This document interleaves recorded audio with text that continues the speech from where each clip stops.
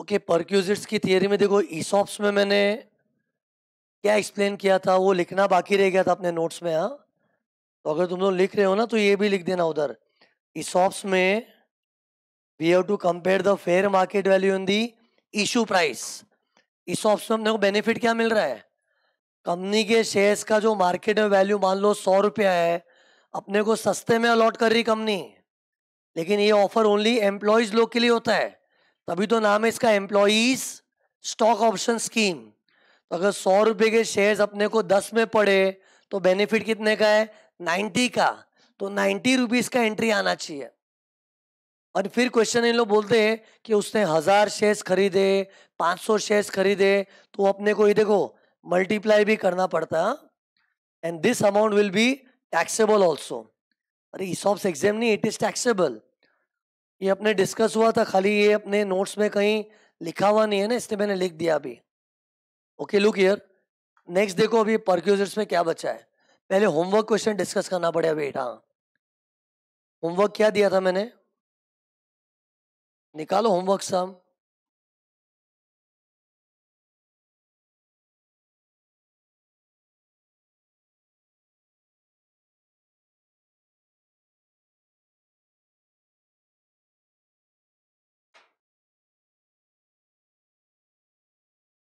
कौन सा क्वेश्चन था होमवर्क? ये देखो इधर, ये देखो मैंने होमवर्क इधर मैंने लिख के रखा, प्रूफ है मेरे पास। क्वेश्चन नंबर 11, 12, 14 और 15, ये चार ऐसे सब होमवर्क दिए थे जिसमें कार फैसिलिटी है। कार में 4, होमवर्क भी 4। तो उसमें क्वेश्चन नंबर 11 देखो पहले।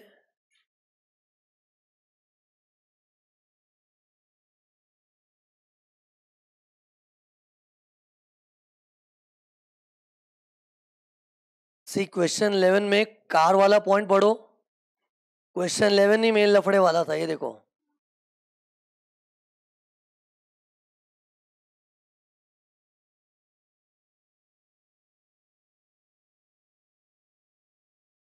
पहले कार की थियरी याद है क्या? ये देखो ना कैसे था, लुक हियर। यहाँ देखना पड़ेगा, कार में 4, चौथे में फिर वापस 4। तो पहले वो याद करो क्या था। कार में 4, fully office, office to residence, fully private and partly office partly private. Okay, एक सेकंड ना। फिर पार्टली ऑफिस पार्टली प्राइवेट में वापस 4 पार्ट था। कार ओन्ड बाय एम्प्लॉय, खर्चा भी employee. Car owned by employee, खर्चा एम्प्लॉयर कर रहा है। फिर कार ओन्ड बाय एम्प्लॉयर, खर्चा एम्प्लॉय कर रहा है। फिर कार ओन्ड बाय एम्प्लॉयर, खर्चा भी एम्प्लॉयर कर रहा है। ये सब केसेस पता है ना? तो टेल मी, ये वाला कौन सा केस था क्वेश्चन 11 में? क्या लिखा? Free use of car for partly office partly private use. तो ये अपने कार में 4 में चौथा वाला केस है। फुल्ली ऑफिस नहीं है, ऑफिस टू रेसिडेंस नहीं है, फुल्ली प्राइवेट नहीं है, ये पार्टली पार्टली वाला है। लेकिन ये पार्टली पार्टली में वो चौथे में भी 4 केस होते हैं ना, तो ये कौन सा है बताओ? कितने लोगों को तो लगा था क्वेश्चन में प्रिंटिंग मिस्टेक है, क्वेश्चन में अमाउंट अमाउंट दिया ही नहीं है, अमाउंट की जरूरत ही नहीं है, इससे सब में अमाउंट नहीं दिया हुआ है। तो मेरे को बताओ ये अपने 4 केस में कौन सा वाला केस है? ये देखो मैं इधर लिख रहा हूँ। अपना पार्टली ऑफिस पार्टली प्राइवेट में कैसे था बताओ? पहले ओन्ड बाय एम्प्लॉई था, फिर ओन्ड बाय एम्प्लॉयर था। ये सबने शॉर्ट फॉर्म लिखा है, एम्प्लॉई एम्प्लॉयर। फिर उसमें भी expenses paid by employee, expenses paid by employer. फिर इधर भी वापस क्या था? Expenses paid by employee, expenses paid by employer. तो टेल मी भी दिमाग कैसे चलाना चाहिए बताओ। लेट मी सी दिमाग चल रहा है क्या तुम्हारा? पहले क्या चेक करना है बताओ? कार किसकी है, गाड़ी ओन कौन कर रहा है? एक से इधर ही दिखा देता हूँ ना, एक से ना। पहले क्या चेक करना है? गाड़ी कौन ओन कर रहा है ना। एक से देखो अपनी नोट्स में, तो गाड़ी कौन ओन कर रहा है?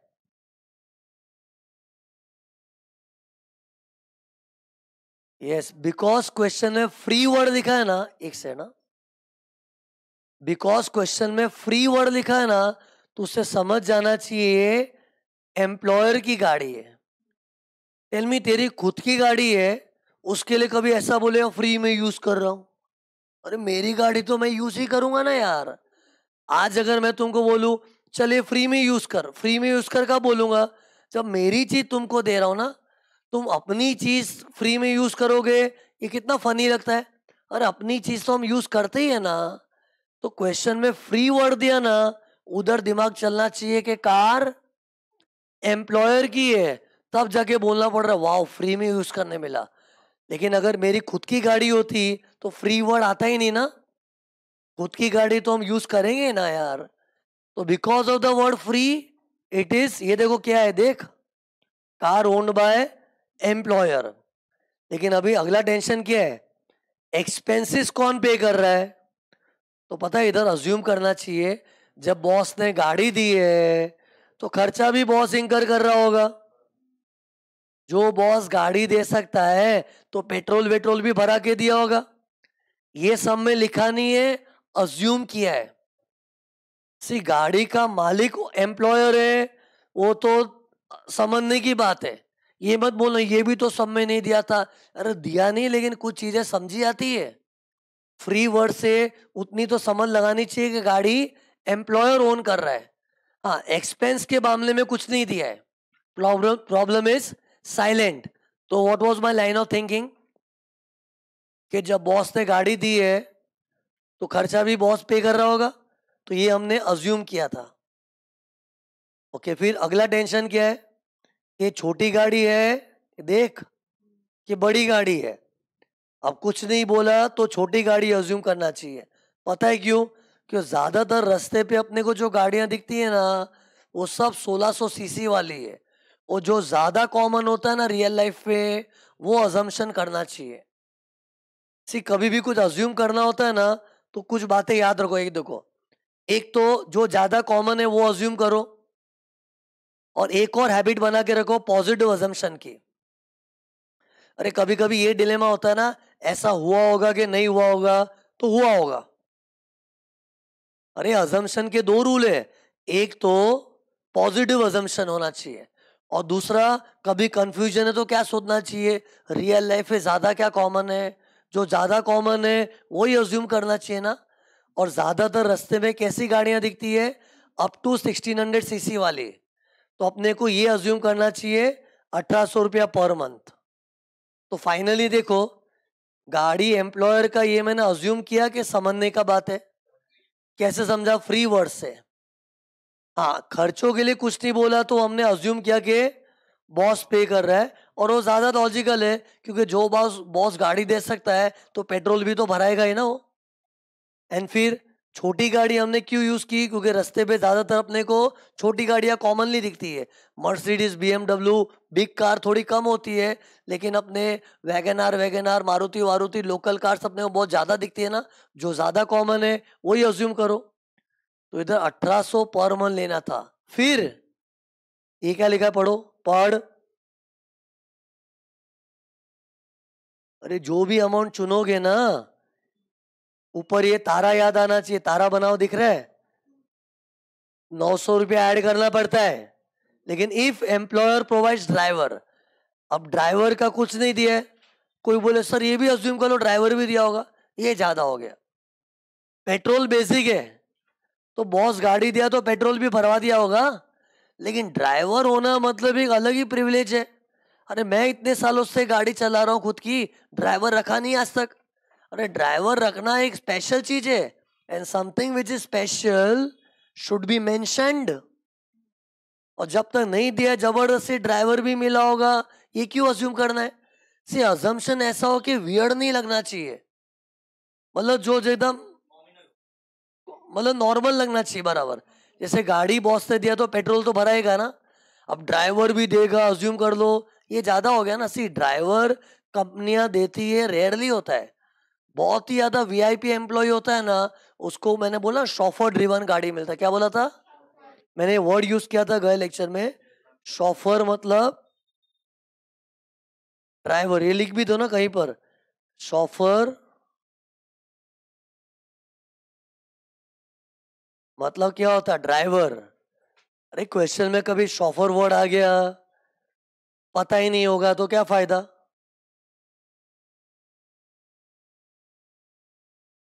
शॉफर मतलब ड्राइवर।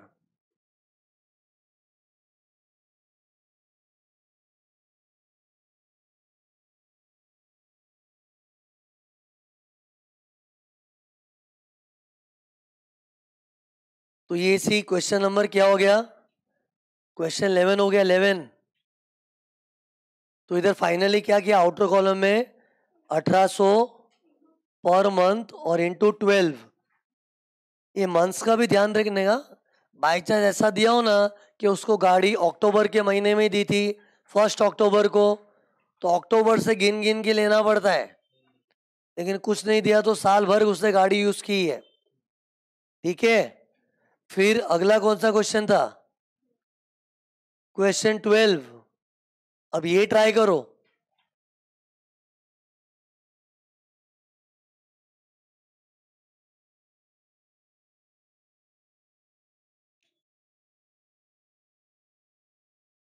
टेल मी, कार में 4, तो ये 4 में से कौन सा वाला था?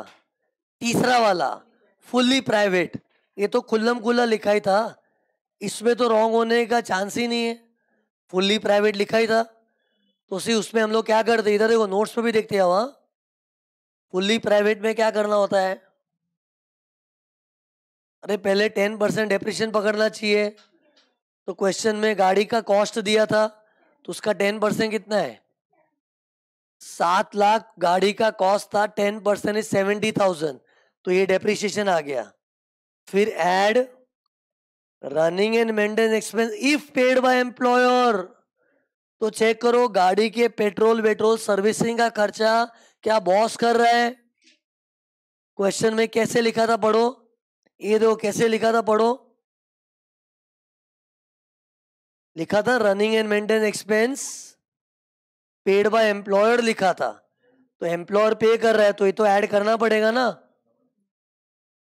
तो ऐड करके कितना आ गया? एक 70,000 आ गया, फिर ये 20,000। फिर व्हाट अबाउट ड्राइवर? अब ड्राइवर का कुछ दिया ही नहीं है, तो क्यों जबरदस्ती ड्राइवर के बारे में सोचे? तो ये नील कर दिया। तो टोटल कितना आया? 90,000।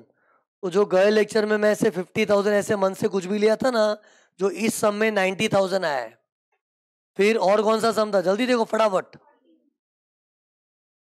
Question number 14। एक से मैंने ये सब काटा था ना, रब करना पड़ेगा।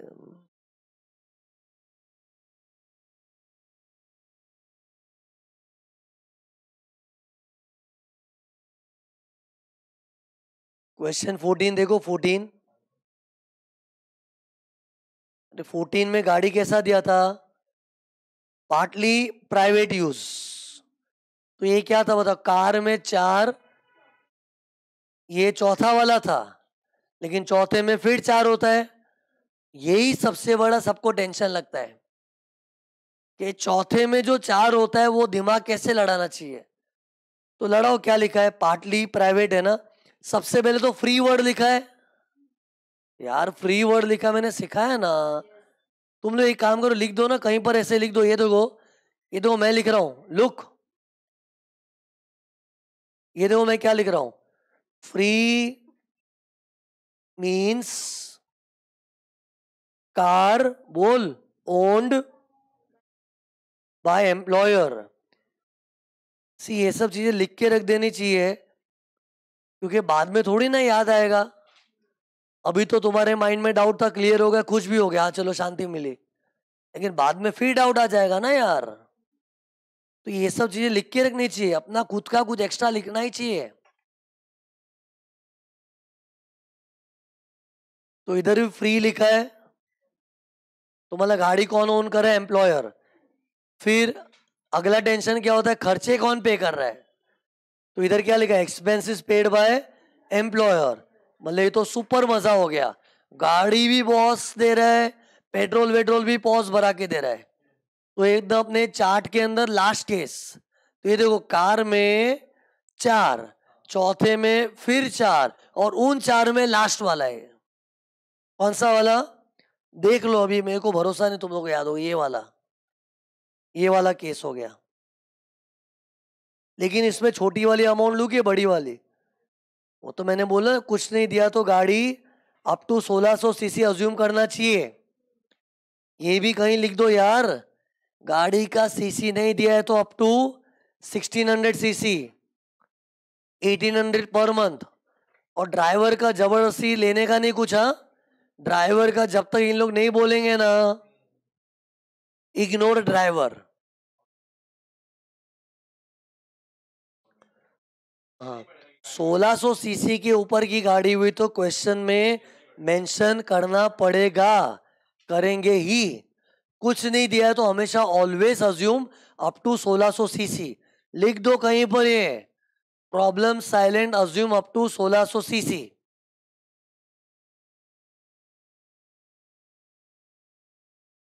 लिखो, नहीं तो मुझे याद है पुराने बैच में ये पढ़ा दिया था, लेकिन बाद में फ्यूचर अचानक से बाद में टेस्ट ली थी ना, बच्चे लोग टेस्ट के टाइम पढ़ते ना, यही सब डाउट्स पूछ रहे थे बार बार।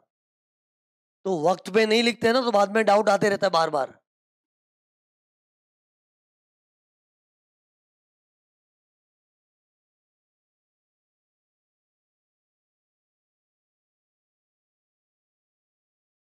फिर और क्या था? क्वेश्चन नंबर 15 में भी था, बोल क्या था ये? क्वेश्चन 15 तो सिंपल था ना, free use of car for partly private use, sorry sorry क्या बोल दिया, फुल्ली प्राइवेट यूज। अब फुल्ली प्राइवेट में हम लोग क्या करते बताओ? पहले डेप्रिसिएशन या हायर चार्जेस लेते हैं। तो डेप्रिसिएशन कितना है? 2 लाख की गाड़ी है तो उसका 10% पर एनम, तो कितना हो गया? 20,000। फिर add running and maintenance expense if paid by employer. लेकिन रनिंग एंड मेंटेनेंस एक्सपेंस का कुछ दिया ही नहीं है, तो डैश। अरे, लेने के लिए कुछ अमाउंट भी तो होना चाहिए ना यार। और फुल्ली प्राइवेट है, पता है स्टैंडर्ड अमाउंट नहीं है, क्वेश्चन देख के अमाउंट उठाना पड़ता है। चलो पार्टली ऑफिस पार्टली प्राइवेट में तो स्टैंडर्ड अमाउंट्स भी है। फिर add driver salary if paid by employer, लेकिन ड्राइवर का कुछ दिया ही नहीं है, तो आंसर क्या आ गया? 20,000 टोटल। तो मैंने ये चारों सम का कार वाला पॉइंट डिस्कस कर दिया। और पता है हाउस और कार का ना यही बेस्ट तरीका डिस्कस करने का, कि हर सम का हाउस एक साथ कर लो, हर सम का कार एक साथ कर लो। मैंने हाउस में भी वैसे ही किया था। 2 सम का हाउस तो मैं क्लास में डिस्कस करके गया था, बड़ा बकम। एक सम का मैंने गए लेक्चर डिस्कस किया था। वैसे गाड़ी का भी मैंने चारों सम का कार डिस्कशन कर दिया। और पता है हर सम में हाउसेस और कार को इंडिविजुअली कंपेरेटिवली पढ़ते हैं ना, कॉन्फिडेंस ज्यादा आता है। नहीं तो यही सम वाइज कर दिए होते ना तो इतना कॉन्फिडेंस नहीं आता।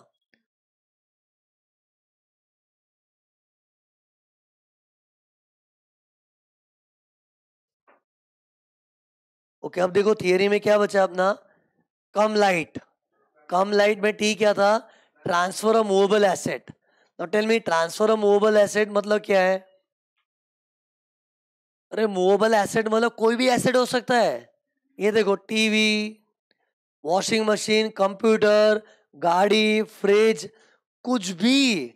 लेकिन अब तुमको यूज करने नहीं मिला है, रखने ही दे दिया है, रख ले आज से ये चीज तेरी होगी। ये देखो, ये मैंने बोला ये रखो, आज से ये चीज तुम्हारा हो गया, जाओ।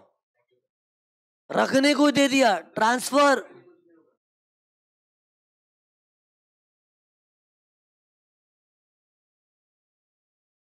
ट्रांसफर मतलब समझा पहले? ट्रांसफर मतलब ओनरशिप ट्रांसफर कर दिया है। तो टेल मी, ये चीज ट्राई करो ना, सुनो। तुम लोग ये एग्जांपल ट्राई करो डायरेक्ट। अरे ये चीज मैं डायरेक्टली विद एग्जांपल ही सिखाता हूं, करो ट्राई। ये क्वेश्चन की तरह समझो। अरे कॉमन सेंस से समझना है। इतना समझ लो ना, transfer of movable asset taxable है, लेकिन उसमें कुछ कैलकुलेशन इन्वॉल्व होती है। सोचो कैलकुलेशन कैसे करोगे? मैंने सब डेटा दे के रखा, सब में पढ़ो।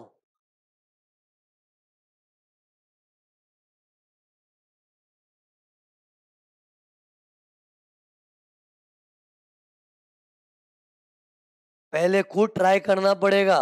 वीडियो देखने वालों, पहले तुमको खुद को ट्राई करना है।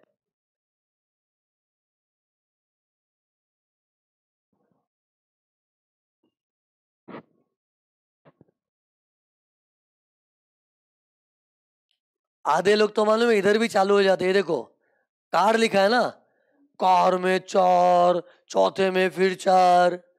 अरे ये डायलॉग कब मारने का? ये डायलॉग कब मारने का?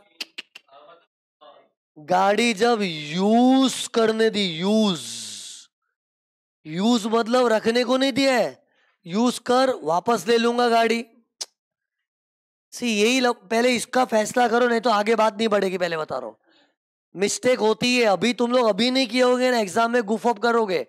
क्वेश्चन में गाड़ी दिखा नहीं के चालू, कार में 4, कार में 4। अरे कार में 4, चौथे में फिर 4। ये थियरी कब यूज करनी चाहिए? जब गाड़ी अपने को बॉस ने यूज करने दी है। लेकिन इधर पढ़ क्या लिखा है, पढ़ो। देखो अगर मेरा आईपैड खराब होगा छोड़ूंगा नहीं तुम लोग को। देखो ये क्या कर रहा हूं मैं? सोल्ड मतलब सोल्डा, बेच दिया। ट्रांसफर ओनरशिप चेंज हो गया। तो वो थियरी अलग है जो अभी तक पढ़ाई भी नहीं, अभी उसकी शुरुआत हो रही है। इसलिए क्वेश्चन में गाड़ी देख के एक्साइट नहीं होने का। हाँ, गाड़ी के यूज के बारे में बोला। यूज ये मालूम कैसे पड़ेगा अपने को? ट्रांसफर हुआ तो बोलेंगे ना, बेच दिया उसको, उसके नाम कर दिया। देख के समझता नहीं। देखो बेचा मतलब क्या है, उसके नाम कर दिया। तब ओनरशिप चेंज तो ट्रांसफर होता है ना। मतलब मुझे ना, तुमको मैंने ट्राई करने को क्या दिया, वही कोई कोई लोगों को समझा नहीं कि सर बोल क्या रहे। मैं देखो क्या बोल रहा हूँ, मैं बताता हूँ। स्टेटमेंट बनाते टाइम इधर क्या अमाउंट आएगा बताओ। अपने भी लेके देखो। ऐसा मान लो मैं तुम्हारा बॉस हूं। बॉस ने तुमको, ये देखो, बॉस ने तुमको एक, देखना, बॉस ने तुमको एक गाड़ी बेची है। कितने में बेची? कितने में बेची? सेलिंग प्राइस मतलब कितने में बेची, वही होता है ना यार। 1 लाख में बेची है। देखिए गाड़ी है, फील करे गाड़ी है, 1 लाख में बेची है। लेकिन ये गाड़ी मैंने तुमको बेची ना, मैंने खुद ये गाड़ी पता है कितने में ली थी? 8 लाख में। ये मेरी कॉस्ट है। तुमको सिंपल हिसाब लगाना है, तुमको कितना फायदा हुआ। कॉमन सेंस है यार।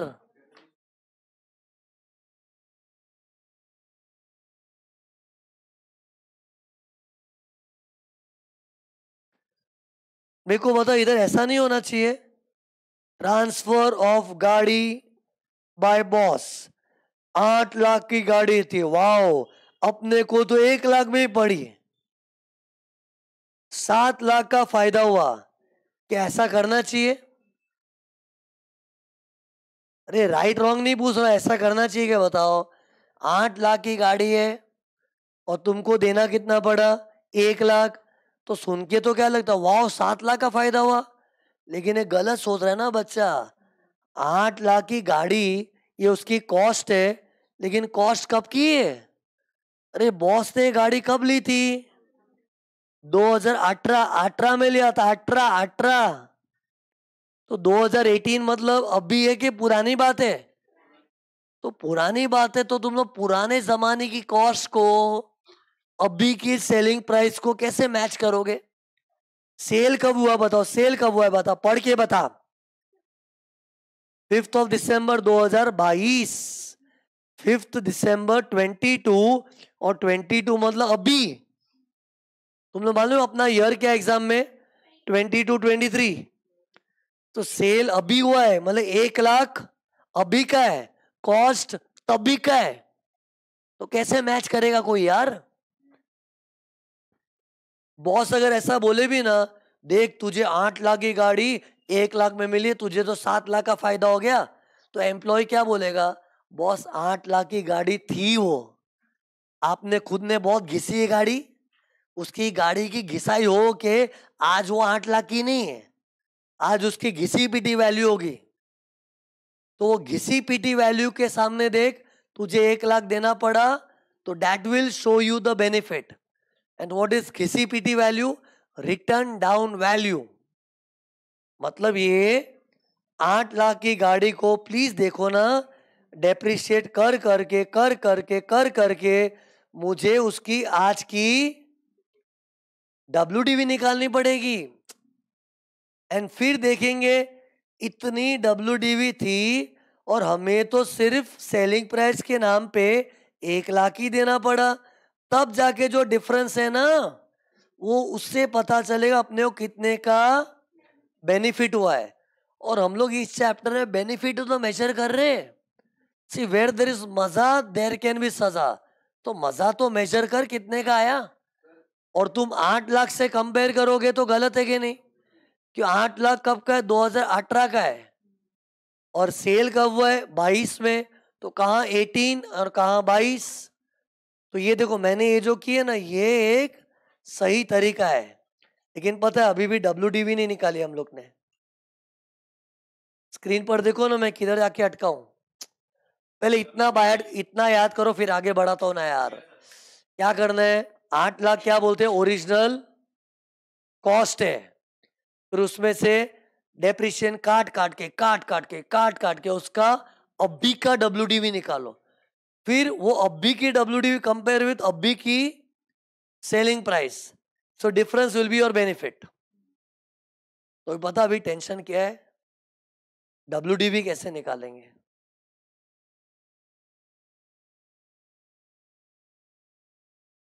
ये देखो कॉस्ट कितना है? 8 लाख. ओके, माइनस डेप्रिसिएशन तो ठीक है, लेकिन कितने साल का डेप्रिसिएशन काटूं? सबसे पहला क्वेश्चन ये है.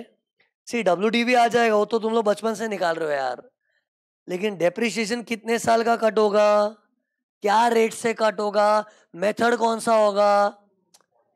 ये सब क्वेश्चन आते कि नहीं? तो सुनो, इधर फिक्स्ड 20% डेप्रिसिएशन लेना पड़ता है.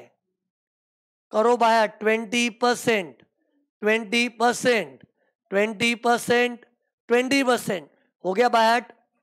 अरे ऐसे नहीं होते, याद करने से होते. ये कर याद 20%. लेकिन ये गाड़ी इसलिए गाड़ी के बदले कोई दूसरी वस्तु होगी ना तो रेट अलग हो जाएगा. लेकिन अलग चीज बाद में बात करते ना, पहले गाड़ी को निपटाते. गाड़ी के लिए रेट क्या है? 20%, वो भी WDV मेथड. इसको हम लोग रिड्यूसिंग बैलेंस मेथड भी बोलते हैं. What is WDV method? इधर स्ट्रेट लाइन मेथड नहीं लेना है, रिटर्न डाउन वैल्यू मेथड. मतलब 100 में से 10% काटा, 90 आया. फिर 90 का 10% 9, 81 आया. फिर उसका 10%, मतलब रिड्यूस करके जो बैलेंस आता है उसका परसेंटेज, वैसा वाला वो मेथड से डेप्रिसिएशन निकालना है. तो देखो एक तो क्या बोला, 20% रेट पकड़ना है. हाँ, मेथड कौन सा होगा? WDV मेथड, और you can also say reducing balance method. लेकिन नंबर ऑफ इयर्स क्या होंगे? कितने साल का डेप्रिसिएशन काटो? अरे बॉस ने गाड़ी को कितना घिसा. तुम लोग ऐसा प्रैक्टिकली फील क्यों नहीं करते? मेरे को बॉस बनाने में क्या जाता तुम्हारा, बताओ. एक बार बना लो ना मेरे को बॉस यार. मैं बॉस हूं तुम लोग का बस. मैंने गाड़ी कब ली थी? कभी ली थी? 23 जून 2018 को. तो सो तब से वो गाड़ी मस्त में मैं खुद चला रहा हूँ. कभी अपनी फैमिली के साथ घूमने आ रहा हूँ, कभी ऑफिस के काम से. इतने सालों से गाड़ी मैं रगड़ रगड़ के यूज कर रहा हूँ. तुमको तो देने का टाइम कब आया बताओ? 5 दिसंबर 2022. तो तब तक बॉस ने उसको कितना डेप्रिशिएट किया है? तो सुनो, ये चीजें ना तुम लोग गैस नहीं कर सकते. इसके लिए कानून में देखो क्या लिखा, सुनो ना. पूरा डेट टू डेट कैलकुलेशन करना पड़ेगा. कट टू कट डेप्रिसिएशन निकालना पड़ेगा. Cut to cut. तो ये देखो, कट टू कट. डेट बताओ क्या थी? 23 जून 18. इस दिन को बॉस से गाड़ी खरीदी थी. बेची कब? 5 दिसंबर 22, मतलब ये डेट टू डेट कैलकुलेट करना पड़ेगा। लेकिन पता है इसमें लॉ में क्या बोला है, इनकम्प्लीट ईयर को इग्नोर करना, मतलब जितने कंप्लीट ईयर है वही लेने हैं। ये देखो, एक से देखो, 2 मिनट पेशेंस रहना, ये मेन है यार। 23 जून 18 था, वहां से तुम लोग एक एक साल का स्लैब बनाओ। ये देखो 23 जून 18 को अगर साल चालू होता है तो एक पूरा साल कब खत्म होगा? मैं कब से यार, एक सेकेंड, कट टू कट समझता है, डेट टू डेट। तो अगर मैं 23 जून से गिन रहा हूं ना, तो वहीं से मुझे पूरा एक साल मेजर करना है। तो 18 वाला साल 19 में खत्म होगा ना, लेकिन 23 जून वाला 22 जून का एंड होता है। ये कितने लोगों को समझता ही नहीं है। सी, हमेशा ईयर एंडिंग है ना, एक दिन पीछे होता है। प्रूफ बताऊं? 1 जैन को चालू होता है, तो 1 जैन से 31 दिसंबर के फटके से बोल देते हैं। लेकिन कभी सोचा 31 दिसंबर 1 जैन के पहले वाली तारीख है। 1 अप्रैल से 31 मार्च क्यों होता है बताओ? क्योंकि 31 मार्च 1 अप्रैल के पहले वाला दिन है। अरे मतलब मैं तुमको ईयर एंडिंग डेट निकालने की टेक्निक बता रहा हूं। सी, अप्रैल होता है तो सबको रटा हुआ है ना, अप्रैल से मार्च, जैन से दिसंबर। तो वैसे बताओ 23 जून है तो एंडिंग विल बी 22 जून। अरे मतलब ईयर एंडिंग डेट एक दिन पहले की होती है। तो मेरे को बताओ, इधर देखो ना प्लीज, मेरी मदद करो। 23 जून, एक सेकंड गलत लिख दिया, 23 जून 18 को साल चालू हुआ था, तो साल खत्म कब होगा? 22 जून 19 में खत्म होगा ना, एक साल पूरा करना है। फिर करना है ऐसे, फिर नया साल कब चालू होगा?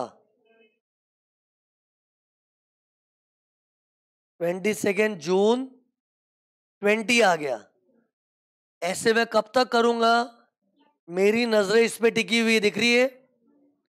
जब तक 5 दिसंबर नजदीक नहीं आ रहा है ना 2022 का, तब तक मैं ऐसे लाइन बनाते रहूंगा। और जितनी लाइन उतने ईयर हो गए। अभी तक देखो अपने 1-2 साल हो गए ना, तीसरा साल कब चालू होगा प्लीज बताओ ना। मैं 23 जून 20 से लेके 22 जून 21, ये तीसरा साल हो गया। फिर 23 जून 21 से लेके 22 जून 22, जून 22 आई गया है। और गाड़ी कब बेची थी बॉस ने? दिसंबर, अभी भी जून ही आया है खाली। तो ये देखो 23 जून 22 से ये ईयर कब तक जाएगा? 22, एक सेकंड, जून पूरा लिख दो ना 23। लेकिन ये बहुत दूर हो गया, लेकिन इस बीच में गाड़ी बिक गई थी। किस तारीख को? 5th of December. तो टेल मी, ये वाला ईयर कंप्लीट है कि इनकम्प्लीट? इनकम्प्लीट है ना, तो सुनो, कानून में लिखा है इनकम्प्लीट ईयर नहीं लेने का, जितना कंप्लीट है ले लेने का। तो ले ले भाई, ले ले। कितने साल हो गए? 4 साल। ये गंदा दिख रहा है ना, थोड़ा अच्छा दिखाता हूं, देखो।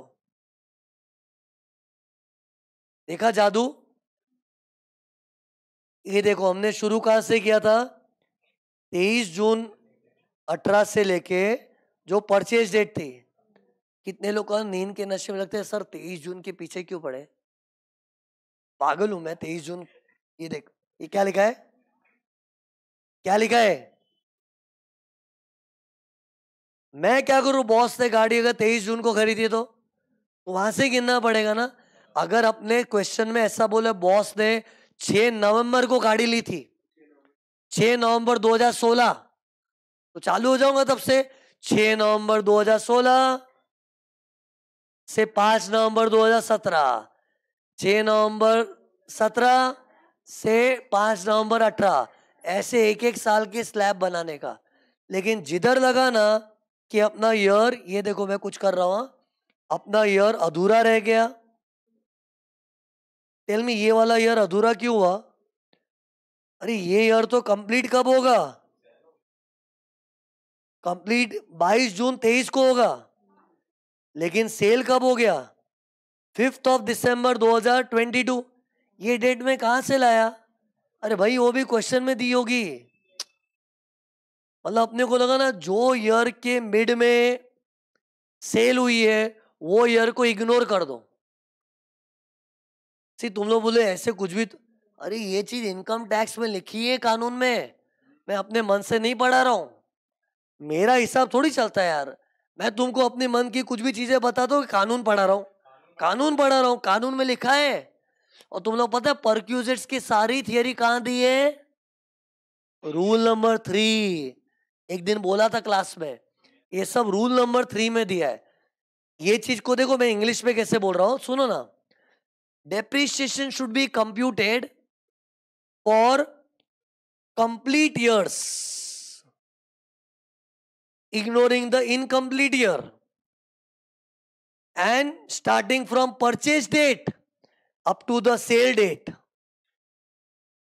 ये भी एक्ट में लिखा है परचेज डेट से, प्लीज देखना इधर, परचेज डेट से सेल डेट तक गिनने का। और उस बीच में जितने भी कंप्लीट ईयर है वो लो। तो मेरे को बता अपने कितने कंप्लीट ईयर हुए? मैं लिख रहा हूं 1 2 3, 1 से 3 4, इसको क्या बोलते हैं? Completed years. और ये ईयर को क्या लिख रहा हूं देखो ना मैं, इनकम्प्लीट ईयर को क्या करना चाहिए, लेना चाहिए कि नहीं लेना चाहिए? नहीं लेना चाहिए। देखो मैं take take take take cross. अब सिंपल हिसाब है, अब करो फटफट। अरे क्या करना भूल गए तुम लोग, क्या कर रहे शिट। ये देखो अपने गाड़ी का कॉस्ट क्या है बताओ, एक से ना। गाड़ी का कॉस्ट क्या था? 8 लाख। कितने साल का डेप्रिसिएशन काटूं? 4 साल। अरे यही तो डिसाइड किया अपने, 1 2 3 4 साल। और अपने को करना क्या मालूम है ना, हमने उसकी आज की तारीख में रिटर्न डाउन वैल्यू क्या वो निकाल रहे, ताकि मालूम पड़े ना एम्प्लॉय को गाड़ी कितनी सस्ती पड़ी। तो निकालो, इतना तो निकाल सकते हो तुम लोग यार। अभी 8 लाख उसका कॉस्ट था ना, तो फर्स्ट ईयर का डेप्रिसिएशन कितना आया? 20% बोला था मैं 20% बोला था यार। तो 8 लाख का 20% 1,60,000। काटो, क्या आ गया? 6,40,000। वापस डेप्रिसिएशन निकालोगे, 20% कितना हो गया? 1,28,000। कितना आ गया?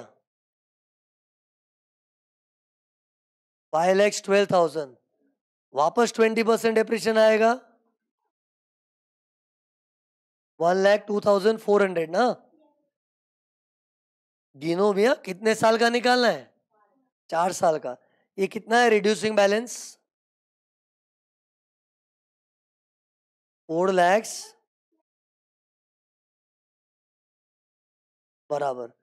फिर वापस डेप्रिसिएशन। जो लोग नहीं निकाल रहे ना, पाप लगेगा, पहले बता रहा हूं। फ्री की चीज की आदत लग गई ना, खत्म। अपने बलबूते पे कैलकुलेट करने का सबको। अब ये 4,09,600 का 20% कितना है? 81,920। तो क्या आया? तो इसको बोलते हैं रिटर्न डाउन वैल्यू। एक्शन में लिख रहा हूं, किधर लिखूं? क्या था? 3,680। अब पता है क्या समझना चाहिए? बड़े 8 लाख की गाड़ी का बात कर रहा है। 8 लाख की गाड़ी को घिस घिस के तो 3,27,000 का बना दिया। और वो 3,27,000 के लिए मुझे 1 लाख देना पड़ा। हाँ, देना तो कम पड़ा, लेकिन 8 लाख के मुकाबले 1 लाख देना पड़ा, वो नहीं बोलना चाहिए। मतलब गाड़ी का घिसा हुआ आज का वैल्यू क्या, आज का 327,680, लेकिन अपने को पड़ी कितने में, 1 लाख में। सी अपने को हमेशा डिफरेंस ही निकालना होता है। वी आर मेजरिंग एम्प्लॉय को फायदा क्या हुआ, तो बोल कितना फायदा हुआ। 227,680, तो ये 227,680 का क्या करना है, बस ये स्टेटमेंट बनाते ना अपने, आउटर कॉलम में लिखना है 227,680। वर्डिंग क्या लिखेंगे इधर, ट्रांसफर ऑफ कार।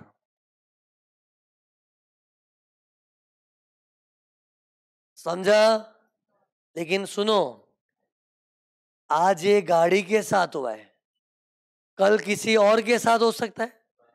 जैसे अभी तो मेरे वाले एग्जाम्पल में क्या हुआ था बताओ, बॉस ने उसको गाड़ी दी थी, लेकिन गाड़ी के बदले कंप्यूटर दिया हो ना, तो सब कुछ सेम, सब सेम, लेकिन 50% डेप्रिसिएशन लेंगे। गाड़ी रहेगा तो 20, कंप्यूटर लैपटॉप का 50%। क्यों मालूम है, अरे कंप्यूटर लैपटॉप जल्दी आउटडेटेड हो जाता है, जिसकी लाइफ छोटी होती है ना, उसका डेप्रिसिएशन बड़ा होता है।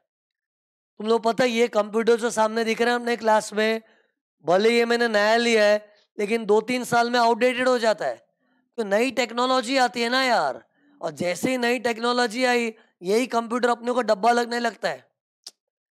तो डैट मीन्स कंप्यूटर की लाइफ कम है, तो वो जल्दी डेप्रिशिएट होता है 50%। अरे मतलब कंप्यूटर लैपटॉप कुछ भी हो, उसमें 50%, गाड़ी में 20%, अदर एसेट्स में 10%। मेथड WDV मेथड, देख तो सही, मस्त चीज आएगी। WDV method, straight line method.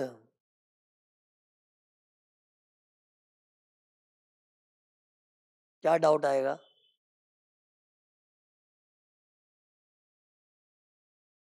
नहीं डाउट क्या आएगा बताओ, ये तुम लिखाओ, ले ले इधर 50%, तुम लोग समझ, ध्यान ही नहीं तुम लोग का, ये देखो इधर 50% WDV मेथड लेते हैं, इधर 20% WDV मेथड लेते हैं, इधर 10% स्ट्रेट लाइन मेथड। तो डाउट क्या आएगा, अदर एसेट्स में स्ट्रेट लाइन मेथड क्यों। मतलब ये देखो, देखना इधर, ये गाड़ी है ना, गाड़ी के बदले ऐसा होता, मान लो वॉशिंग मशीन, बॉस ने तुमको वॉशिंग मशीन दी है। अरे तो washing machine is what, is it laptop, car के अदर एसेट्स। तो उसी मेरा वर्किंग का तरीका सब सेम रहता। मतलब ये जो 4 साल था ना, ये भी मैं निकालता, लेकिन 4 साल का मैं SLM से डेप्रिसिएशन निकालता, और स्ट्रेट लाइन में तो हर साल का डेप्रिसिएशन अमाउंट सेम ही होता ना, लेकिन SLM क्यों।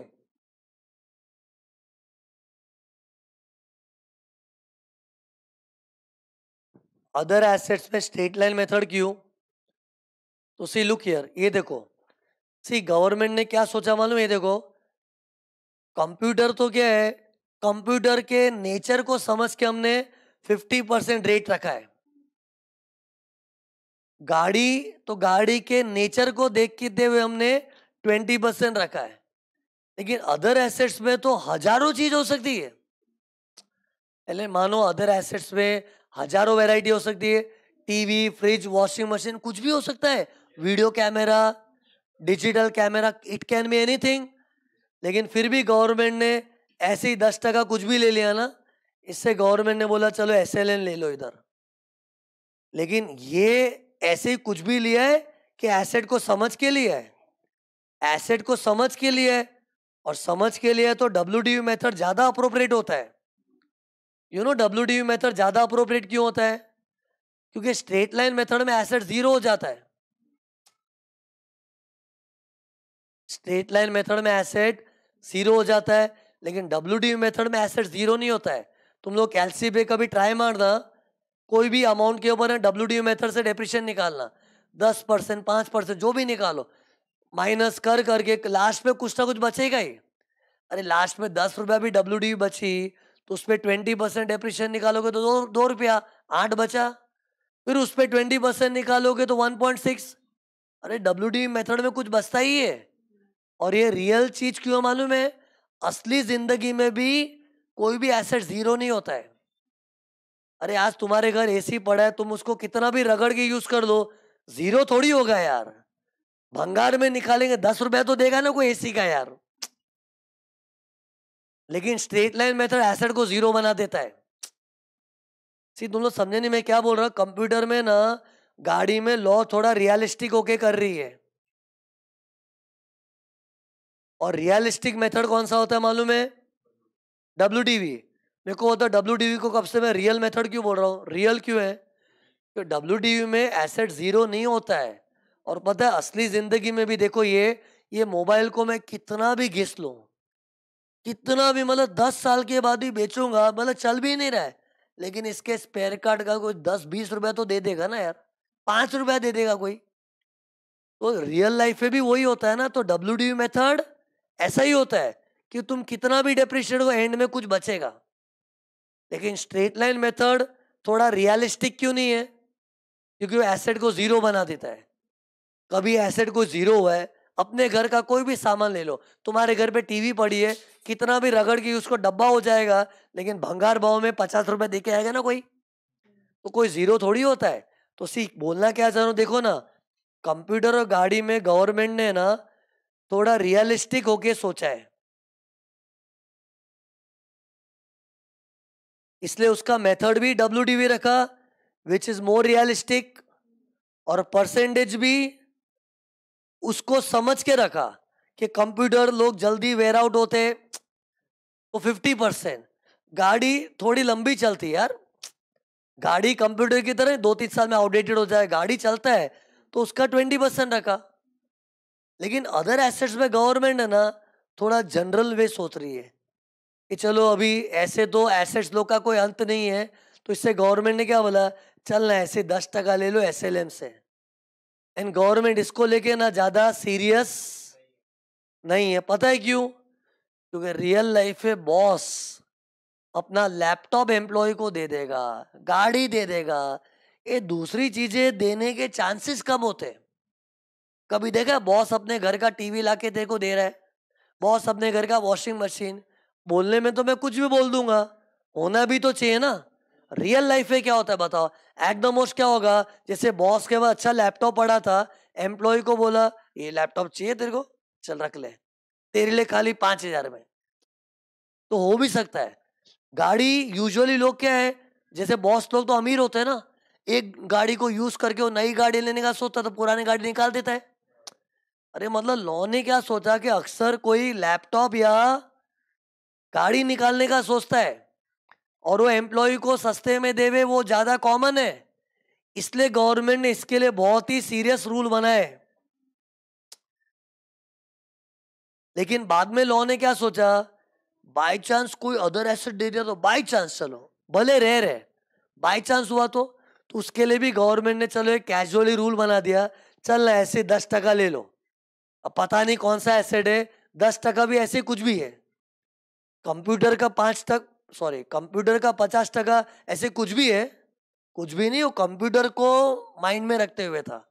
लेकिन अदर एसेट्स में क्या बोला, चल ना ऐसे 10% ले लो SLM से। अरे मैं गवर्नमेंट की मेंटालिटी बता रहा हूँ तुम लोग को। तो पहले गवर्नमेंट ने ये दोनों का अलग खाचा क्यों बनाया बताओ? बोल, सिखाया ना। क्यों अक्सर बॉस लोग कंप्यूटर लैपटॉप या गाड़ी एम्प्लॉय को देवे, वो ज्यादा सुनने में भी आता है, ऐसा होता भी है। तो उसके लिए तो गवर्नमेंट सीरियसली रूल बनाने का सोचे, और सीरियसली लेवे ना तो WDV मेथड ज्यादा अप्रोप्रिएट होता है, एक्यूरेट होता है।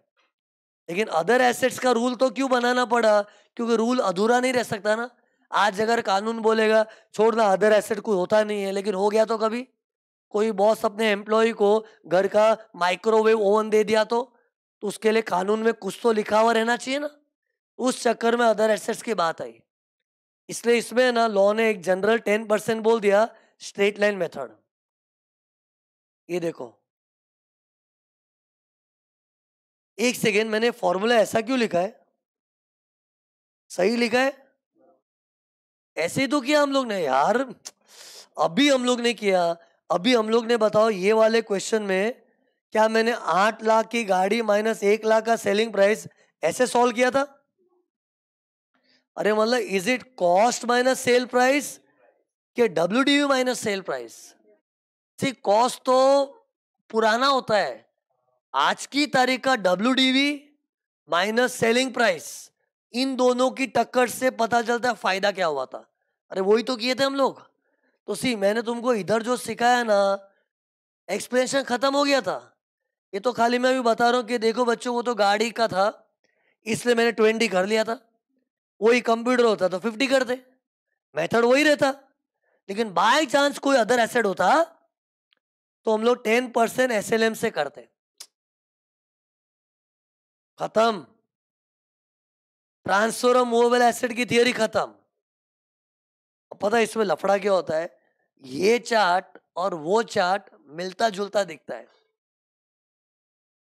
कौन सा? ये और वो। Use of movable asset, transfer of movable asset, दोनों चार्ट को कंपेयर करो। ट्रांसफर वाला तो दिख रहा है, यूज वाला दिखा दो। देखो, यूज वाला दिख जा, दिख जा, खुल जा, सेम सेम। किधर है यूज वाला? मिल जाना यार, किधर है? ये रहा, सेम टू सेम। शिट हाइला, पूरा सेम है। इधर भी computer, laptop, car, other asset, यही तो लफड़े होते। समझदार लोग लफड़े नहीं करते, मतलब तुम लोग। तो मेरे को देखे बिगर बताना, ये देख लिया ना, मिलता जुलता लग रहा है। और अभी मैं क्या पढ़ रहा हूँ? ट्रांसफर ऑफ मूवेबल एसेट, उसका चार्ट भी ऐसा लग रहा है। अब मेरे को हिम्मत है तो बताओ, अब देखे बिगर बताना। ये देखो, यूज में कैसा था बताओ, ट्रांसफर में कैसा था? यूज, एक से ना, कंपैरिजन करके कर, एक से लिख ही देता हूं ना। बताओ, यूज वाली थियरी कैसी थी और ट्रांसफर वाली थियरी, मतलब समझता है कि दोनों में क्या फर्क है? अरे यूज मतलब खाली वापरने को दिया है, वापस दे देंगे। ट्रांसफर मतलब रखने को दे दिया, ओनरशिप भी ट्रांसफर कर दिया। अब बताओ, यूज का चार्ट कैसा था? अरे ये एक्टिविटी करोगे तो मिक्सअप नहीं होगा यार। तुम लोग के लिए कर रहा हूं, मेरे को आता है, मैं अपने लिए थोड़ी कर रहा हूं ये सब। बताओ, इधर भी क्या था? Computer, car, other assets. इधर भी सेम था, कंप्यूटर। कंप्यूटर बोला मतलब लैपटॉप भी आ गया, जगह नहीं मेरे पास ज्यादा। Other assets. ओके, अब रूल बताओ क्या था? यूज में अगर कंप्यूटर मिलता है तो फुल्ली एग्जेम्प्ट हो जाता है ना? तो देखो क्या लिख रहा हूं, एग्जेम्प्ट। वही अगर कंप्यूटर ट्रांसफर होता है तो बात अलग है ना। सी, मतलब भी अलग है। बॉस अगर बोलता है ये ले कंपनी की तरफ से लैपटॉप है, वापस दे देने का, वापस दे देने का, तो यूज करने मिला तो फुल्ली एग्जेम्प्ट है। तो तुम पता है कैसे याद किए थे? कंपनी ने खुद के स्वार्थ के हिसाब से लैपटॉप पकड़ा है ताकि घर बैठे भी ऑफिस का काम करवा सके, वर्क फ्रॉम होम। लेकिन ट्रांसफर मतलब तो अलग ही मजेदार चीज होगी यार। एक लैपटॉप बॉस ने अपना दे दिया तेरे को रखने को, फ्री में नहीं दिया होगा, चल 1000 2000 मांगा होगा, लेकिन बॉस ज्यादा थोड़ी लूटता है। एक नॉमिनल प्राइस पे दिया तो बेनिफिट है, और वो टैक्सेबल भी है। ये देख, इधर क्या लिखूं? T, T for taxable. फिर टैक्सेबल कितना होता है? अरे टैक्सेबल कितना होता है बोलो? 50% क्या बोल रहे हो? WDV माइनस सेल प्राइस, ऐसे होता है ना? और WDV कैसे निकलती है? WDV कैसे निकलती है? नहीं बता रहे हो तुम लोग? शिट। WDV कैसे निकलती है? Cost minus 50% depreciation. कितने साल का? 1 साल, 2 साल, 3 साल, 4 साल, 10 साल, कितने साल? डिपेंडिंग अपॉन बॉस ने वो वस्तु किस दिन दी ना, एग्जैक्ट डेट पकड़ना चाहिए, वहां से लेके एक एक साल बनाते आओ। ये देखो तरकीब कुछ बताई थी ना मैंने यार, अभी दिखा नहीं रहा हूं। वो डेट टू डेट गिनते ऐसे, जितना साल बॉस ने यूज किया ना उतने साल का डेप्रिसिएशन काटो, और वो देखो काट काट के क्या आ जाएगा? WDV आ जाएगा। वो ये रहा। फिर माइनस, बोलना, माइनस सेलिंग प्राइस, तो वो आ जाएगा टैक्सेबल अमाउंट। फिर डिस्टिंक्शन बिटवीन की स्टाइल में पढ़ रहे, बताओ ना, फिर बताओ, बोल। अब बताओ, इधर यूज में अगर गाड़ी यूज करने मिली तो कार में 4, चौथे में फिर 4, था ना ऐसा? बताओ कैसा था, बता बता बता। कार में, एक से ना, कार में 4, 1, 2, 3, 4, चौथे में फिर 4, 1, 2, 3, 4, कैसा था बताओ? ये देखो मैं बता रहा हूं, office, office to residence, fully private, partly office, partly private. फिर उसके अंदर वापस 4 क्या था? बोल, मेरे को आता है। ओन्ड बाय एम्प्लॉय, खर्चा by employee, owned by employee, खर्चा by employer, owned by employer, खर्चा by employee, owned by employer, खर्चा ऑल्सो बाय एम्प्लॉयर। लेकिन यही चीज नोट किया जाए ट्रांसफर के रूप में आती है, तो ये नहीं करने का कार में 4, चौथे में 4, चालू हो जाते कोई कोई लोग, तो क्या करने का बताओ? सिंपल रूल है भाई, टैक्सेबल। कंप्यूटरों के गाड़ियों कोई फर्क नहीं पहनता है, टैक्सेबल ही होना है। हाँ, कंप्यूटर है तो 50% डेप्रिसिएशन था, गाड़ी है तो 20%। मतलब ये देखो, ये वाली चीज है ना, एक सेकंड, ये सब सेम है इधर, लेकिन जिधर 50 था उसके बदले 20% आ जाएगा बस। तो इधर मैं लिख देता हूं, जहां इधर 50 लिया था उसके बदले इधर 20% डेप्रिसिएशन, बराबर ना? फिर बताओ, डिस्टिंक्शन बिटवीन चल रहा है अभी। यूज में अदर एसेट यूज करने मिला तो क्या? अरे बताओ ना, यूज में अदर एसेट यूज करने मिला तो क्या? यस, टैक्सेबल है। और टैक्सेबल कितना है? आइदर डेप्रिसिएशन और हायर चार्जेस। और इधर हम लोग डेप्रिसिएशन बहुत सारे साल का नहीं निकालते, इधर हम लोग ईयर वाइज सोचते हैं। इस साल मुझे बॉस का एसेट रगड़ने में कितना मजा आया, तो उस साल का डेप्रिसिएशन, बराबर है ना? बॉस की, अरे आज ये बॉस की चीज में घिस रहा हूँ, वाह बॉस का है, बॉस पे तो बहुत गुस्सा है, उसकी चीज घिस घिस के यूज करूंगा, तो हम लोग खाली उस ईयर का डेप्रिसिएशन निकालते हैं। तुम लोग समझे नहीं मैं क्या बोलना चाह रहा हूँ? जबकि हम लोग इधर क्या करें बताओ? इधर इधर तो हम लोग भाई WDV निकाल रहे हैं ना, तो बॉस वो चीज जब से यूज कर रहा है, डेप्रिशिएट डेप्रिशिएट डेप्रिशिएट, इतने सालों का निकाला था। लेकिन इधर बताओ, इधर सालों का, 1 साल का। सी इधर थिंकिंग क्या है मालूम है? बॉस की चीज यूज कर रहा हूं, तो यूज तो उस साल में कर रहा हूं ना, उस साल कितना डेप्रिशिएट किया मैंने उसको, तो मतलब दैट पर्टिकुलर ईयर का ही था ना ये। लेकिन यही चीज ट्रांसफर के रूप में आती है, तो बोल दे मैं भी हैंग हो जाऊंगा, सब हैंग हो जाएगा, पहले बता रहा हूं। तो इधर क्या होगा? ये देखो, टैक्सेबल। और ये देखो, सब में तरीका सेम ही है। देखो, जो इधर बच्चों को पढ़ाया ना, ये देखो मैंने, सब सेम है।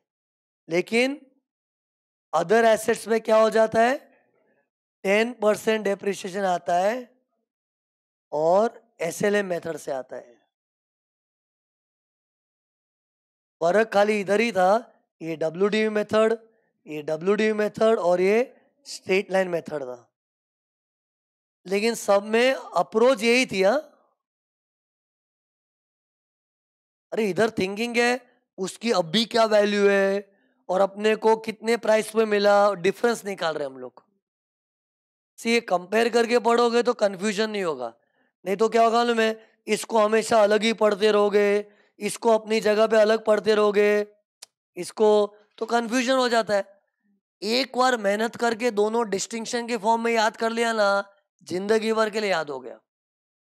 तो ये जो मैंने किया तुम लोग को भी इस तरह से ही करना चाहिए से। मतलब एक चीज नोटिस किया, ये देखो ट्रांसफर में तो टैक्सेबल ही है, देखो ठी ठी ठी टैक्सेबल ही है, लेकिन यूज में कैसा है, अरे यूज में कैसा है, कंप्यूटर तो एग्जाम्ड हो जाता है, और गाड़ी भी पता है, ये देखो इधर भी एग्जाम था, ये देखो क्या पता तुम लोग पता है कि नहीं, ऑफिस यूज की गाड़ी एग्जाम, ऑफिस टू रेसिडेंस भी एग्जाम, वो तो प्राइवेट पर्पस होता है, तो ये देखो इधर टैक्सेबल था, और पीओपीपी रहता है तो टैक्सेबल था। अगर मैं एग्जाम टैक्सेबल का डिस्टिंक्शन करूं ना, तो क्या था, इधर तो ये एग्जाम था, ये एग्जाम, ये एग्जाम, हाँ खाली इधर टैक्सेबल आया था बस, लेकिन ट्रांसफर में तो हमेशा ही टैक्सेबल है। Done done. अब तुम लोगों में जितने भी सम में ट्रांसफर और मूवेबल एसेट एक साथ करना है बताता हूं, सम बताता हूं, ये देखो, और अगले लेक्चर पे इसको डिस्कस भी कर दूंगा मैं।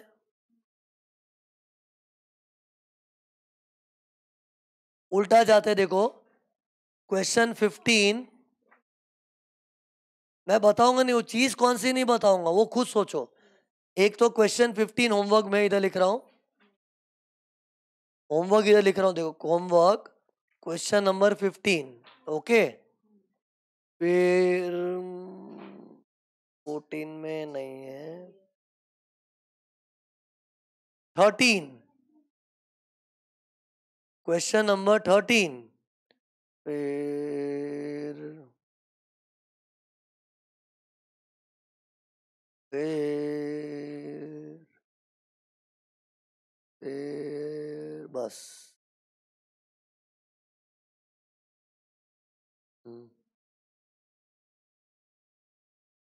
15 और 13 वाला सम तुमको होमवर्क करना है, और उस सम में से कौन सा वाला पॉइंट सॉल्व करना है, transfer of movable asset. And फिर तो पूरा सम हो ही चुका है। अरे ये सम सॉल्व तो कर ही चुके हैं तुम लोग, खाली ये सब चीजें बाकी थी, तो उसकी टोटलिंग वोटलिंग करके खत्म कर देना। डाउट होगा तो पेंसिल से करना, लेकिन करना तो खुद ही को पड़ेगा।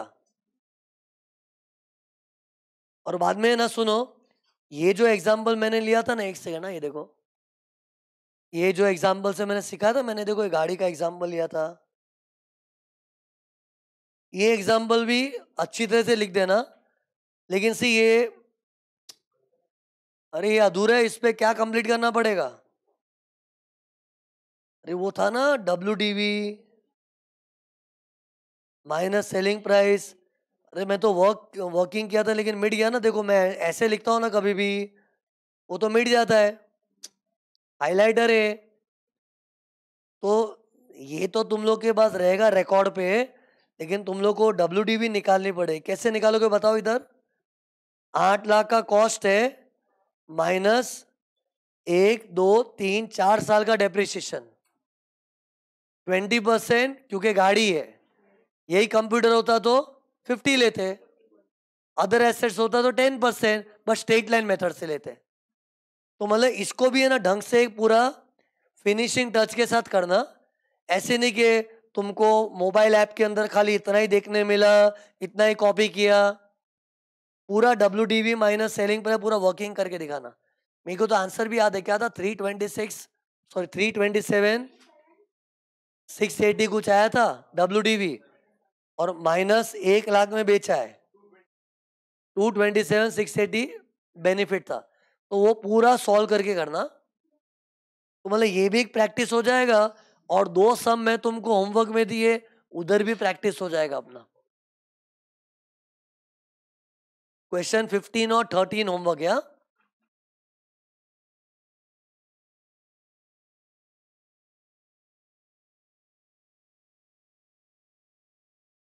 सुनो, कम लाइट था ना, कम लाइट, कम लाइट, उसमें आई क्या था? एक से है ना। ओके, ये देखो, कम लाइट की थियरी में चेक करो ना एक बार। कम लाइट की थियरी में कार फैसिलिटी भी हो चुका है अपना, ट्रांसफर ऑफ मूवेबल एसेट भी हो चुका है, मतलब ये सब परक्यूजिट डिस्कस हो चुके हैं। लेकिन सी, इसमें 2 पॉइंट मुझे बताना पड़ेगा। लुक, अगर बॉस तुम्हारा टेलीफोन या मोबाइल बिल्स रीइंबर्स कर रहे हैं ना, बेनिफिट है कि नहीं बताओ? चलो, मीन्स कंपनी ने बोला है तुम्हारा मोबाइल का बिल हम भरेंगे, तो ये भी बेनिफिट है ना, लेकिन वो फुल्ली एग्जेम्प्ट किया हुआ है। ये पॉइंट भी याद रखना, टेलीफोन और mobile bills reimbursed by employer, fully exempt. पहले पहले फायदा हुआ कि नहीं बताओ? क्या फायदा हुआ यार? मोबाइल पे तू बात कर रहा है, उसका बिल आता है, बिल कौन भर रहा है? बॉस। तो ये बेनिफिट भी एग्जेम्प्ट है। और पता है ये एग्जाम क्यों किया है? क्योंकि बहुत सारी कंपनियों में ये कल्चर होता है, कंपनी की तरफ से मोबाइल बिल वगैरह वो लोग ही रिचार्ज वगैरह करके देते हैं। अरे सिम कार्ड दे देते, कंपनी की तरफ से फोन होता है ना यार। अरे मेरे कितने फ्रेंड्स लोग हैं, कोई कंपनी में जॉब करते, उनको नंबर भी कंपनी की तरफ से अलॉट हुआ है, बिल बिल कंपनी भरती है। तो this is a very normal thing. मतलब इधर ऐसा नहीं बोल सकते अल्लाह बहुत मजा आ रहा है। ठीक, ऐसा हुए ना तो गवर्नमेंट भी टैक्स मारती है। इसको तो गवर्नमेंट भी क्या बोलती है, लाइटली ले रही है। ठीक है ना यार, बड़ी बड़ी कंपनियों में छोटी छोटी फैसिलिटी मिलती रहती है। कौन सी छोटी फैसिलिटी? कंपनी उसको सिम कार्ड निकाल के उसका रिचार्ज करके देती दी है, और फोन एम्प्लॉय यूज कर रहा है, बाद में वो प्राइवेट यूज करे, ऑफिस यूज करे, जो भी करे, लेकिन कंपनी ने रिचार्ज करके दिया, उसका बिल भर के दिया, तो बेनिफिट है ना। But this benefit is fully exempt. ये मोबाइल किया, लाइट बिल वगैरह होगा तो नहीं। घर के नौकर चाकर, घर का बिजली बिल, उसके लिए पैसा मिल रहा है तो भाई ज्यादा हो गया, फिर कुछ ज्यादा ही मजा आ रहा है, देन देर विल बी सजा ऑल्सो। सी, मोबाइल मोबाइल तो क्या आजकल कॉर्पोरेट कल्चर है। तुम लोग भी कंपनी में जॉब करोगे ना, कंपनी वाले क्या एक क्या है, इन लोग क्या करते, 5-6 नंबर लेके रख देते, और सबको एक पर्टिकुलर सिम कार्ड पकड़ा देते। तो मोबाइल का जो फैसिलिटीज मिल रहा है ना, it will be fully exempt. एक और चीज, अरे कम लाइट के अलावा और 2 चीज बता रहा हूं मैं, सुनो ना। एक से मुझे इधर लिखना पड़ेगा कहीं पर, एक सेकंड। हाँ, क्या था?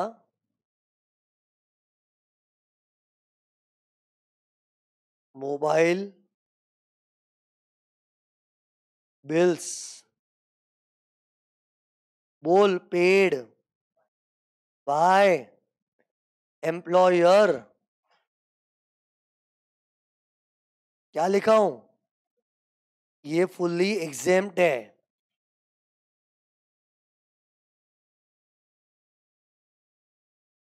देखा क्या लिखा? एग्जेम्प्ट। और एक चीज सुनो, और एक चीज, scholarship given by boss for employees children. ये क्या होता? स्कॉलरशिप फॉर एम्प्लॉयज चिल्ड्रन, ये भी फुल्ली एग्जेम्प्ट है। जैसे मान लो एम्प्लॉय के बच्चे ने 10th में टॉप किया है, तो उसकी फर्दर स्टडीज के लिए बॉस पैसा दे रहा है। और स्कॉलरशिप का मतलब ही क्या है? अगर एम्प्लॉय का बच्चा स्कॉलर निकला ना, तो उसकी फर्दर स्टडीज के लिए कंपनी वाले पैसे देते। क्या भावना से इन लोग पैसा देते मालूम है? उनको लगता है बच्चा इतना होनहार है, कहीं फाइनेंशियल प्रॉब्लम के कारण वो पढ़ाई उसकी रुक ना जाए, तो कंपनी वाले उसकी फर्दर स्टडीज के लिए पैसा देते हैं। इसको बोलते हैं स्कॉलरशिप। एंड सिंस ये किसी नेक काम के लिए दिया गया है, किसी नेक भावना से दिया गया है, तो गवर्नमेंट भी इसको एग्जाम कर रही है. It is fully exempt. इसका तो सेक्शन भी 10-16. ये देखो 10-16, 16 क्या बोला बताओ मैंने? स्कॉलरशिप फॉर एम्प्लॉइज, बोलना, for employees children. Scholarship word ही क्यों बना? स्कॉलर बच्चा है ना, तो चल आगे पढ़, आगे पढ़, आगे की पढ़ाई के लिए बॉस पैसा दे रहा है. अरे हर एक में तुमको फायदा भी फील कर, फायदा हुआ है कि नहीं? हुआ ही ना. एम्प्लॉय का बच्चा 10th में टॉप क्या कर दिया, कंपनी ने 5-6 लाख रुपए दे दे फर्दर स्टडीज के लिए, तो बेनिफिट ही है. बट दिस बेनिफिट इज, बोल, एग्जाम. Under which section? 10-16. और मेरे को बताओ, ये देखो यहां स्क्रीन पर देखो ना, इस स्क्रीन पर जो भी चीज दिख रही है ना, इसके अलावा कोई भी क्वेश्चन में दिखा तो इट विल बी टैक्सेबल. अरे तो मैंने बोला ही था ना, anything other than come light और ये मोबाइल बेस्ड स्कॉलरशिप, अरे इसके अलावा कुछ भी दिखा फुल्ली टैक्सेबल. अरे मतलब परक्यूजिट में एक्चुअली आता यही सब है. बाई चांस कोई विचित्र सा परक्यूजिट दिख गया ना, जो तुमको लगे सर ने तो हमको पढ़ाया नहीं था, हाँ तो ठीक है ना, नहीं पढ़ाया, करना क्या है तेरे को? टैक्सेबल करना है. डन. तो ये 2 पॉइंट भी याद रखना, इंपॉर्टेंट है. Mobile bills paid by employer या फिर mobile recharge done by employer, कुछ भी दे सकते हैं ऐसा. और scholarship for employees further studies fully exempt है. सी जिसका मैंने मोबाइल बिल का सेक्शन दिया क्या मैंने? नहीं दिया, तो कोई कोई चीज का सेक्शन नहीं है. सी कोई कोई चीज का सेक्शन नहीं है मतलब वो तुमको जरूरत नहीं है. सी कोई कोई चीज के लिए सीबीडीटी ने रूल निकाले होते. सीबीडीटी मालूम है सुन क्या होता है? ये देख बताता हूं. Central board of direct taxes, central board of direct taxes. And कुछ कुछ चीजें इनकम टैक्स रूल्स में लिखी होती है.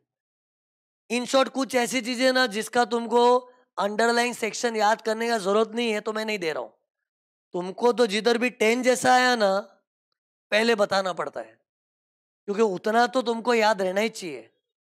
तो ये स्कॉलरशिप का तो 10-16 था ना, तो मैंने बता भी दिया. एक से गलत हो रहा है, एक से रुको, एक से. तो सुनो, एक से सुनो. परक्यूजिट खत्म मतलब चैप्टर ही खत्म हो गया ना यार.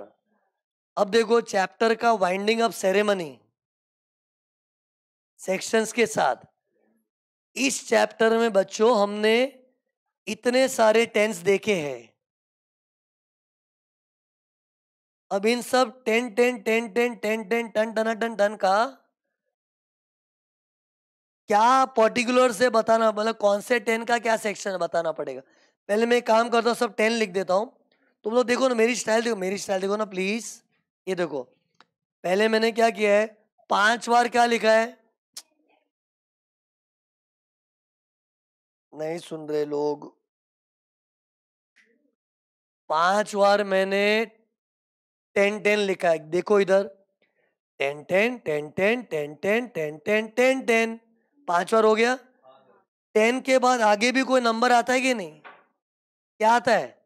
11. बोल अपनी 1 2 3 का एक्सपर्टीज बता चल. 10 के बाद क्या आता है? 11. Very good. उसके बाद क्या आता है? 12. Very good. उसके बाद क्या आता है? 13. Very good. ए लिख रहा हूँ. उसके बाद क्या आता है? 14. Very good. उसके बाद क्या आता है? 15. उसके बाद क्या आता है? 16. मालूम है 15 में दिखने में ऐसा दिखता है, लेकिन मैंने 5 लिखा है. प्रॉब्लम है तुम लोग को कुछ? तो 10-15 वाला सेक्शन पिछले टॉपिक में आके गया है यार. 15 की कमी महसूस कर रहे हैं. 10-5 क्या है बताऊंगा नहीं, बस तुम लोग नोटिस ही नहीं करो. मैं तुमको एक सीक्वेंस बता रहा हूं. ये देखो 10 11 12 13 14 15 के बदले 5 और 16 और 13 के बदले 13 है। एक से रुक जाओ ना, मेरे को बोलने दो ना यार। और 10 भी कितने 5 बार है, 10 10 10 10 10। और उसमें भी कैसा लो देखो, एक अकेला 10, फिर ए के साथ, फिर डबल ले, फिर बी, फिर सी ले, लाइन में एबीसीडी भी आ गए इधर। 1 2 3 तो था ही, एबीसीडी भी चालू। तो आओ एबीसीडी भरते इधर। हाँ, एबीसीडी किधर गया, ये देखो। पहले विदाउट 10 था, फिर एक ए आ गया, फिर दो ए आ गए, फिर बी आ गया, फिर सी आ गया। इस तरह से एबीसीडी की भी पूरी रिस्पेक्ट हुई है, एकदम लाइन से है। लेकिन पता है ये सब तो सब 10 10 10 10 10 10 10 ऑल आर टेंस। उसके बाद क्या था, 11 था, तो देखो 11, फिर 12 था, 13, 13 में 13 है, 14, फिर 15 के बदले 5 और 16। इतना याद करो, अब आगे भी याद होना चाहिए भाई।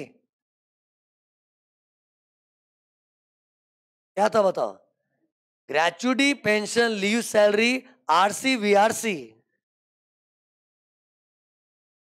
क्या था, gratuity, pension, leave, salary, RC, VRC. 10 10 10 10 10 10 10 10। फिर एक बिगर है, एक सिंगल है, एक डबल है, एक बी, एक सी। फिर पर्टिकुलर्स में क्या था, gratuity, pension, leave, salary, RC, VRC. ये क्या बोल रहा, RC VRC, retrenchment compensation, voluntary retirement compensation. फिर ये पूरा एक सेट हो गया 10 टेंस का। उसके बाद 11 क्या है, वेरी गुड, 10 11 इज एसपीएफ। 10 12 क्या था, आरपीएफ। फिर एचआरए 13A, एचआरए।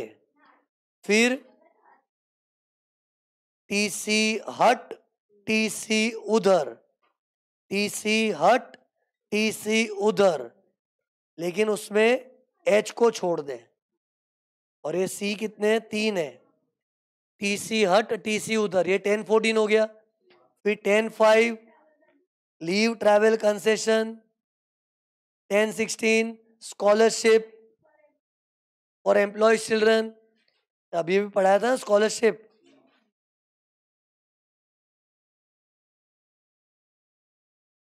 तो बिगड़ देके बताओ मेरे को, बताओ कैसे था, देखो 10 10 10 10 10। बोलो क्या था, अरे सब 10 के साथ ही है ब्रैकेट में।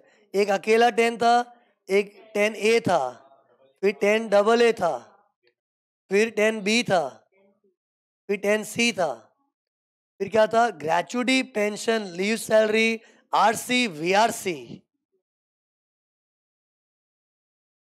फिर क्या सोचना चाहिए, रिटायरमेंट बेनिफिट की दुनिया इधर खत्म नहीं होती है। अरे ये सब रिटायरमेंट के बेनिफिट्स है। रिटायरमेंट में और क्या मिलता है, एसपीएफ, आरपीएफ। तो ये कौन सा सेक्शन लिखिएगा, 10 11 10 12। फिर अलाउंसेस के लिए 10 13A एचआरए था, और बाकी सब 10 14 था। फिर परक्यूजिट्स की दुनिया में, तुम लोग समझे नहीं, ये दो प्रोविडेंट फंड की जोड़ी, ये अलाउंसेस की जोड़ी, ये परक्यूजिट्स की जोड़ी।